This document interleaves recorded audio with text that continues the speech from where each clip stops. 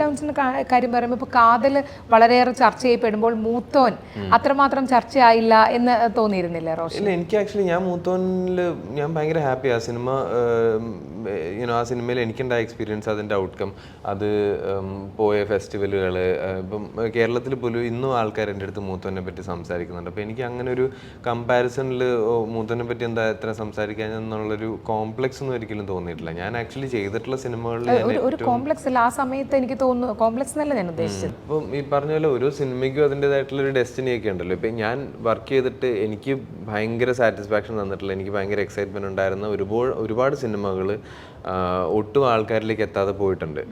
അത് അല്ലെങ്കിൽ ഇപ്പോഴും പതുക്കെ എവിടെയെങ്കിലും ആരെങ്കിലും ഏത് സിനിമ കാണണം, നിൻ്റെ 2-3 പടം പറയാമെന്ന് പറയുമ്പോൾ ഞാൻ ഇപ്പോഴും ആ പടങ്ങളൊക്കെ തന്നെ എണ്ണി പറയുന്നുണ്ടല്ലോ. അത് ഏറ്റവും പോപ്പുലർ സിനിമകളല്ല ഞാൻ ഒരാളോട് പറഞ്ഞു കൊടുക്കുന്നത്. കാരണം കൂടുതൽ ആൾക്കാർ അത് കാണണമെന്ന് എനിക്ക് ആഗ്രഹമുണ്ട്. അപ്പോൾ ഈ പറഞ്ഞല്ലോ, പടം വന്നു കഴിഞ്ഞിട്ടൊരു പോയിന്റിൽ നമുക്കൊരു വിഷമമൊക്കെ തോന്നും. അത് കുറച്ച് കഴിയുമ്പോൾ ഓക്കെ, അത് ഒരു സിനിമയല്ലേ, അത് എന്നേക്കുമായിട്ട് അവിടെ ഉണ്ടാവും. അത് എത്തേണ്ട ഓഡിയൻസിലേക്ക് എപ്പോഴെങ്കിലും അത് എത്തേണ്ടതാണെങ്കിൽ എത്തിക്കോളും. മൂത്തോന്റെ കാര്യത്തിൽ എനിക്ക് അങ്ങനെ ഒരു ഇഷ്യൂ തോന്നിയില്ലായിരുന്നു. ഓൾസോ ഐ തിങ്ക് അങ്ങനത്തെ ഒരു കാതൽ പോലത്തെ ഒരു പടം വരുന്നത് സിനിമയുടെ ഒരു സക്സസ്സും കൂടിയാണ്. Somewhere we all feel like നമുക്കെല്ലാം അത് നല്ലതല്ലേ. അപ്പോൾ അത് വേറൊരു ആളുടെ ഒരു സക്സസ് മാത്രമായിട്ട് നോക്കി കണ്ടില്ല കാതല്.